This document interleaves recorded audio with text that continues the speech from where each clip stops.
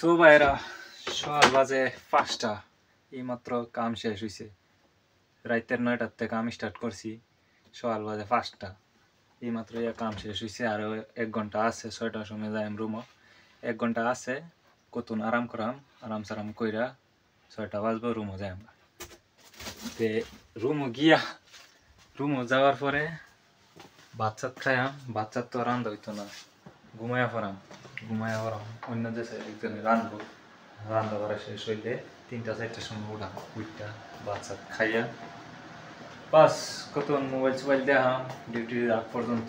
আর তো কোনো কাম নাই, মোবাইল দেখিয়া বাস কি করা, আমার কোনো তো কাম নাই মোবাইল ছাড়া। সারাটা দিনই বেজা সকালে 6টার সময় যাই, গিয়া ঘুমায় পড়ি।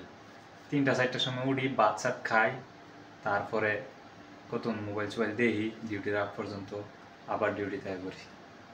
তে জিন্দিগিটা এইরকমই যাইতেছে, বুঝছো? কি কই, আমার আজকে 2 বছর ধরে বেঙ্গলোর আছি।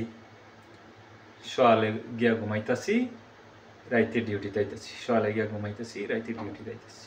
কোনো সময় রাইতে ঘুমাই, সকালে ডিউটি তাই, মানে এইরকমই যাইতেছে জিন্দিগিটা। কি কথা।